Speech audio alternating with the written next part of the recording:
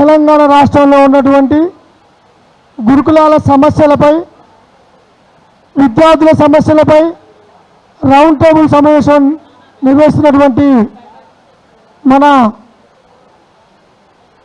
Research Telangana knowledge వారికి ప్రత్యేక మా తల్లిదండ్రుల పక్షాన ధన్యవాదాలు.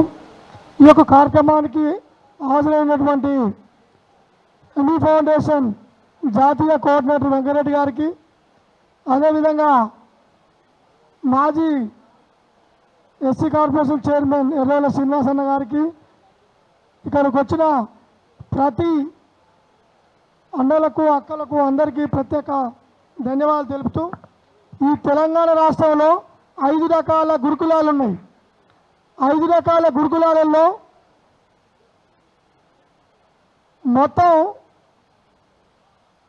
1023 గురుకులాలు ఈ తెలంగాణ రాష్ట్రంలో పనిచేస్తూ ఉన్నాయి. మరి అన్నిటిలో కలిపితే దాదాపు మరి పిల్లల విషయాలు చూసుకున్నట్టయితే మేజర్గా ఈ తెలంగాణ రాష్ట్రంలో ఎస్సీ గురుకులాలలో అత్యధికంగా సమస్యలు ఉన్న పరిస్థితి ఉన్నది. మరి దీనికి ప్రభుత్వానికి పరిష్కార మార్గం ఏందని రీసెర్చ్ వాళ్ళు చెప్తా ఉన్నారు. పరిష్కార మార్గం ఒకటే యాదన్న గారు అన్న, పరిష్కార మార్గం ఎస్సీ గురుకులాల్లో సమస్యలు ఎక్కువ కావడానికి ఏకైక మార్గం అలుగు వరుసని ఇమ్మీడియట్గా తప్పియాలి. ప్రధాన మార్గం అదొక్కటే. ఎందుకంటే ఆ మేడం గారు వచ్చినాక ఈ గురుకులాలలో ప్రధాన సమస్యగా మారింది ఆమె. తర్వాత వచ్చేసి రెండోది వచ్చేసి ఈ ప్రభుత్వం కూడా సగం కారణం. ప్రభుత్వం ఏమంటుందంటే ఈ గురుకులాల్లో ఉన్నటువంటి 36,000 మంది విద్యార్థులకు, ఎస్సీ విద్యార్థులకు అన్యాయం చేసింది. ఈ సంవత్సరం 36,000 మంది విద్యార్థులు చదువుకోకుండా వివిధ పాఠశాలలో చదువుకోవడానికి గెంటి పారేసింది. అంటే గత ప్రభుత్వం 1023 గురుకులాలు తీసుకొస్తే ఈ ప్రభుత్వము 36 గురుకులాలను ఎత్తివేసింది. అంటే 36 గురుకులాలలో ఒక గురుకులంలో 6,500 మంది లెక్కేయండి. ఎంతమంది పిల్లలకు అన్యాయం చేసింది అనేది ప్రధానంగా కనిపిస్తూ ఉంది. మరి సెక్రటరీ కార్యాలయానికి పోతే గతంలో ఉన్నటువంటి సెక్రటరీలు డాక్టర్ ఆర్ఎస్ ప్రవీణ్ సార్ అయితేంది, మల్లయ్య భట్ గారు అయితేంది, గతంలోని కార్యదర్శులు ఎక్కడ సీట్లు ఖాళీ ఉన్నాయో లిస్టు వెంటనే ఏ రోజుకి ఆ రోజు బోర్డు మీద పెట్టుకొని ఎక్కడైతే ఖాళీ ఉందో వాళ్ళే రాసేది. కానీ ఇప్పుడున్నటువంటి సెక్రటరీ గారు ఏం చేస్తున్నారు, ఆమెకి ఎక్కడ సీటు ఖాళీ ఉందో తెలియదు.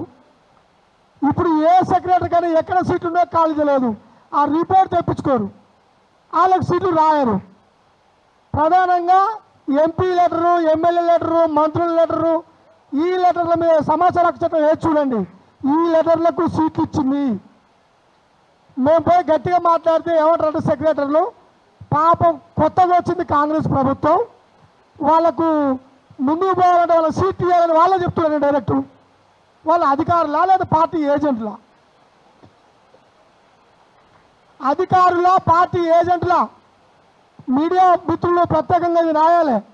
ఎందుకంటే వాళ్ళు పార్టీ కార్యకర్తలుగా పార్టీ రాష్ట్ర కార్యవర్గంలో చేరినట్టున్నారు ఈ సెక్రటరీలు అందరూ, ఈ డీసీఓలు, ఈ ఆర్సీఓలు. ఇక పోతే ఫుడ్ పాయిజన్ అంటున్నారు. ఫుడ్ పాయిజన్ కావడానికి ప్రధాన కారణం ఒకటే, వాళ్లకు బిల్లులు ఇవ్వకపోవడం. బిల్లులు ఇవ్వకపోవడం. ఎవరైతే కాంట్రాక్ట్ చేస్తున్నారో పిల్లలకు ఏదో ఒకటి అంటే తేజ కారం, వీళ్ళు కారం ప్యాకెట్లలో పేరు పైన ఉంటుంది ఆశీర్వాద్ అని, అది ఆశీర్వాద్ కాదు, తేజ కారం, డూప్లికేట్ కారం. ఈ ప్రభుత్వం వచ్చినాక మొత్తం డూప్లికేట్ వస్తువులే సరఫరా చేస్తుంది. ఒక్కసారి కూడా మీరు ఇప్పుడు రేపు వెళ్ళండి, పల్లీలు ఏ రకం నెంబర్ 1 ఉందా లేదా, కందిపప్పు నెంబర్ 1 ఉందా లేదా, అక్కడ చింతపండు నెంబర్ 1 ఉందా లేదా, వాళ్ళకు మొత్తం కాగితంలో ఉంటాయి. కానీ ఆడ ఉండేది మాత్రం 3వ రకం, 4వ రకం. అంటే ప్రభుత్వ లోపం ఇవి. వీటి మీద మాట్లాడే ధైర్యం, దమ్ము, నిలదీసి అడిగే ఏ సంస్థ అయినా సరే, ఏ రాజకీయ పార్టీ నాయకుడైనా సరే దీన్ని ఫస్ట్ ప్రశ్నించండి. ఫుడ్ పాయిజన్ కావడానికి ప్రధాన కారణాలు ఇవే. వేరే ఏవి కావు. ఇంకో రెండు, శుభ్రత అసలే లేదు. గత ప్రభుత్వంలో ఉన్నటువంటి పూర్వ విద్యార్థులు టెండర్లు చేసేది భయానికి భక్తికి నా పిల్లలు ఏమవుతారో అని ఆ టెండర్లలో మంచి ఫుడ్ పెట్టేది, ఫుడ్ పాయిజన్ కాకుండా ఉండేది. కానీ ఇప్పుడు ఏమంటుంది తెలుసా, అలుగువర్సి మేడం అయితే మిగతా సెక్రటరీలు ఈ పూర్వ విద్యార్థులు కావాలని ఏవో చేసి ఫుడ్ పాయిజన్ చేస్తున్నారని చెప్తున్నారు. ఇది చాలా దుర్మార్గం అండి. అంటే అందులో చదువుకున్న పిల్లలు వాళ్ళు కాంట్రాక్ట్ టెండర్లు చేస్తే ఇన్ని సంవత్సరాలు ఫుడ్ పాయిజన్ కాలేదు, మరి ఇప్పుడు ఎందుకు అవుతున్నాయి అంటే వాళ్ళని తీసేసి వేరే వాళ్ళ పెట్టిరు. వేరే వాళ్ళు ఏంది వాళ్ళు ఇష్టం షావుకారులు పెట్టిరు. కొంతమంది పెద్ద పెద్ద టెండర్లు చేస్తారు వాళ్ళే పెట్టిరు. వాళ్ళకి ఏం బాగండి, వాళ్ళ పిల్లలు లేరల్లా.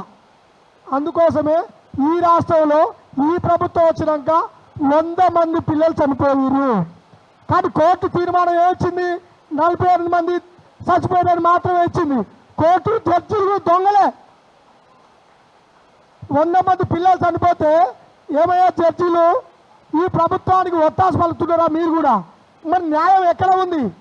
మేము ఎక్కడ అడగాలి, ఎవరిని సంప్రదించాలి అంటే ఈ న్యాయ వ్యవస్థ కూడా 100 మంది పిల్లలు చచ్చిపోతే 45 మంది పిల్లలని నేను పేపర్లో రాసింది, పేపర్ నా కాడ ఉంది ఇప్పుడు.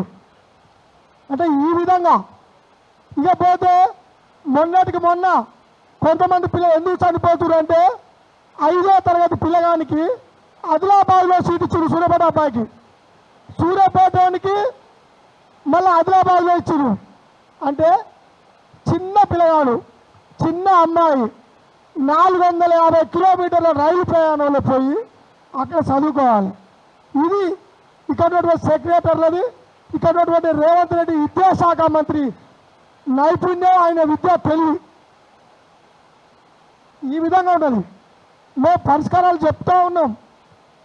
సీఎం గారు ఫస్ట్ తల్లిదండ్రులతోటి అదేవిధంగా విద్యార్థులతోటి ఒక సమావేశం నిర్వహించన్నాం, లేదు. అదేవిధంగా మేము ఒకటే చెప్పినాం, అమ్మ సెక్రటరీ గారు, సైదు సార్ గారు, అదేవిధంగా ఇక్కడ ఉన్నటువంటి ప్రిన్సిపల్ సెక్రటరీ గారు, కొత్తగా వచ్చినటువంటి ప్రభుత్వ సెక్రటరీలకు ఒకటే చెప్పినాం, మాతో సమావేశం ఏర్పాటు చేయండి. ఒక గురుకులాలకు 5 మంది చొప్పున వస్తాం, మీరు ఏది అడుగుతారో అడగండి, అన్నీ చెప్తామన్నాం. పరిష్కార మార్గం అడిగినాం, లేదు. మరి ఎవరు పరిష్కారం చెప్పాలి?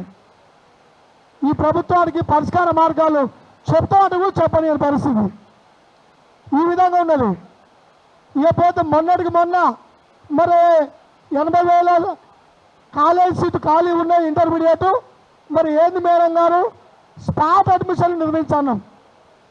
స్పాట్ అడ్మిషన్ నిర్వహించడం మనం నిర్వహించడం జరిగింది. మొన్న సీటు నింపారు సార్, అది కూడా మేము తల్లిదండ్రులు కొట్లాడంగా. ఇకపోతే 5th నుంచి 10th వరకు స్పాట్ అడ్మిషన్ పెట్టాలి, ఇంతవరకు పెట్టకపోవడం వల్ల తల్లిదండ్రులు మొత్తం రోజు దాదాపు ఒక 100 నుంచి 200 మంది BC welfare, SC welfare, minority welfare, general welfare, గిరిజన వెల్ఫేర్ ఇలా చుట్టూ తిరుగుతూ ఉండరు. ఒక తండ్రి ఇక్కడికి రావాలంటే మినిమం 1000 రూపాయల ఖర్చు. అంటే ఈ ప్రభుత్వము కనీసము పిల్లల సీటు ఎక్కడ ఇవ్వాలని, నిజమైన అడ్మిషన్ ఇవ్వాలా వద్దా అని కూడా చర్చ చేయని పరిస్థితిలో ఉన్నది. ఇకపోతే ఈ తెలంగాణ రాష్ట్రంలో ప్రత్యేకంగా గౌల్గడ్ అనేది ఉన్నది.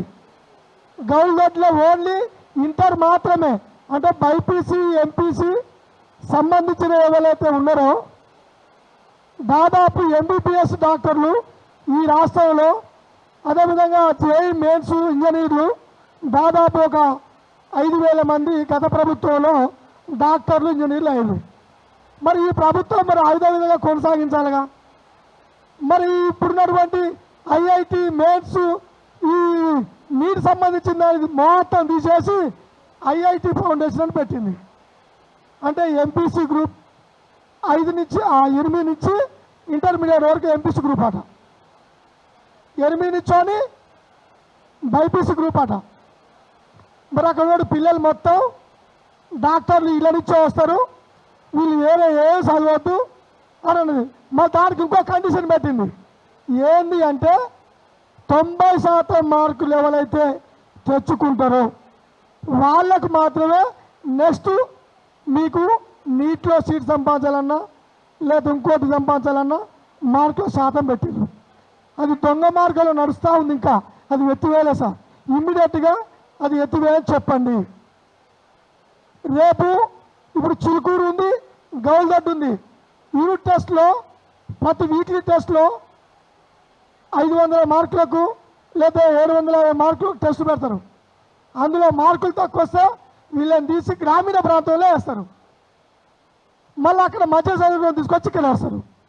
మరి ఇది ఎవరి లోపం అంటే మీరు పెట్టిన ఐఐటి ఫౌండేషను మరి సిబిఎస్ సిలబస్ చెప్తావా లేదా స్టేట్ సిలబస్ చెప్తావా? క్లారిటీ లేదు. కానీ ఐఐటి ఫౌండేషన్ నీట్ ఫౌండేషన్ అని పెట్టిండు గురుకులాలలో. కానీ ఐఐటి నీట్ ఫౌండేషన్ పెట్టడం చాలా బాగుంది. కానీ సిలబస్ ఏది ఇప్పటిదాకా ఒక తండ్రిగా నాకే తెలియలే. అక్కడ ఉన్నటువంటి ఉపాధ్యాయులు పాఠం చెప్పడం ఏం చెప్తున్నా సార్ అంటే నేను ఇప్పుడు ఇచ్చిన పుస్తకాలు చెప్తున్నా. మరి ఐఐటి ఫౌండేషన్ అంటే ఇదంటే ఏమో వాళ్ళు చెప్పిన మేము చూస్తున్నాం. ఎందుకండి అంత దొంగ అబద్ధాలు, అంత డూప్లికేట్ వ్యవస్థ అయిపోయింది విద్యా వ్యవస్థ. అంటే ఐఐటి ఫౌండేషన్ అనే పేరు చెప్పి, ఇంటిగ్రేట్ అనే పేరు చెప్పి, ఉట్టిన పేరుకే తప్ప నిజంగా పుస్తకాలలో నాణ్యత లేదు, విద్యలో నాణ్యత లేదు. ఇకపోతే ప్రిన్సిపాల్ గతంలో ఉన్నప్పుడు ఈ ప్రిన్సిపల్లను ఈ ఆర్సీఓలు ఇవన్నీ చూస్తానికి భయపడడానికి సిఆర్ఓలు అంటే వాళ్ళు ఏం చేస్తారంటే అన్నం బాగా వంతురా వంటలేరా, పిల్లలు డ్రాప్ అవుట్ అవుతురా కావట్లేరా, అదేవిధంగా చదువు బాగా చెప్తున్నారా, ఏ శాతం వరకు చదువు ఉంది. గత ప్రభుత్వం మొత్తం నిఘా పెట్టడం వల్ల ఒక్క ప్రిన్సిపాల్ కూడా సక్రమంగా అక్కడనే ఉండేది, ఇంటికి పోకపోయేది. అలాంటి వాళ్ళు అయితే అక్కడ ఎంపిక చేసి ఉంచారు ప్రిన్సిపల్. ఇప్పుడు లేదు. 5 కాగానే ప్రిన్సిపల్ ఫస్ట్ కారు తీస్తుండు. 5 కాగానే ప్రిన్సిపల్ ఎమ్మటే కారు తీస్తుండు. ఇక ఆయన పోగానే ఎమ్మటే టీచర్లు అందరూ పోతున్నారు. అంటే రెసిడెన్షియలా లేదా గవర్నమెంట్ జడ్పీ స్కూలా? రెసిడెన్షియలా గవర్నమెంట్ రెసిడెన్షియల్ పాఠశాల? ఏమి అర్థం కాని పరిస్థితి.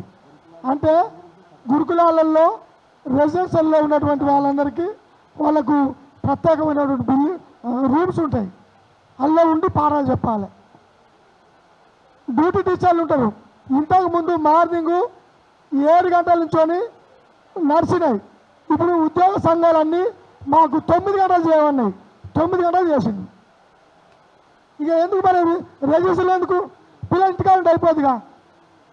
పిల్లలు చదివిపోయారు, పిల్లలకు సంబంధించిన స్టడీ అవర్స్ లేవు, పిల్లలకు రిటర్న్ టెస్టులు లేవు, రెసిడెన్షియల్ హాస్టల్లో ఉండవలసిన ఎవ్రీ లేవు.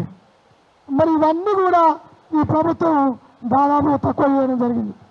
కాబట్టి ఇవి ఉన్నాయి. ఇకపోతే కస్తూర్బా కేజీబీ పాఠశాలలో మేము ఒకటి అడుగుతున్నాం సార్, ప్రభుత్వం చెప్పండి. గురుకులాల్లో ఏ విధంగా ఉన్నాయో కేజీబీ కూడా సేమ్ అదే. కేజీబీలలో కూడా సరైన విద్యా విధానం కొనసాగించాలి. ప్రత్యేక సిఓఈలు కూడా కేజీబీలలో పెట్టాలని కోరుతా ఉన్నాం. ఇక జనరల్ బీసీ గురుకులాల్లో ఉన్నటువంటి భవనాలు ఇంత వర్షం వస్తుంది, బిల్డింగులు మొత్తం కురుస్తున్నాయి, పిల్లలు ఒక మూలకు ఉంటారు. ఇప్పుడు మీరు అందరూ పోండి, ఇక్కడ ఉన్నటువంటి షేక్పేట ఉంది, పోయి చూస్తే బిల్డింగ్లు మొత్తం పిల్లలు ముడుచుకుంటారు. భువనగిరి ఉంది, ఇట్లా ముడుచుకుంటారు. మోత్కూరు ఉంది, ఇట్లా ముడుచుకుంటారు. ఆదిలాబాద్ ఉంది, ఇట్లా ముడుచుకుంటారు. జగిత్యాల ఉంది. అంటే భవనాలు కూడా చక్కగా లేవు. అలాంటి పరిస్థితి ఉన్నది. అంటే బిల్డింగుల వ్యవస్థ కూడా బాగాలేదు. ఇలాంటి వ్యవస్థతోటి ఉన్నది కాబట్టి చెప్తా ఉన్నాం. ఇకపోతే ఏకలవ్య గురుకులాలలో ఇవన్నీ కూడా ప్రభుత్వంలో సంబంధించిన నాణ్యమైన విద్య రావడం కోసం మరి ఒక అమ్మాయిలకు మాత్రమే హాస్టల్ ఉన్నది, అబ్బాయిలకు కూడా ఏకలవ్య గురుకులాల్లో హాస్టల్ వసతులు కల్పించాలనేది మేము ప్రధానంగా చెప్తా ఉన్నాం సార్. ఇకపోతే ఈ తెలంగాణలో ఉన్నటువంటి కోడింగ్ పాఠశాలలో కోడింగ్ సంబంధించిన విద్య అన్ని పాఠశాలలో ఉండాలని కోరుకుంటూ ఈ అవకాశం వచ్చిన మీ అందరికీ ప్రత్యేక జీవులు ధన్యవాదాలు. Thank you.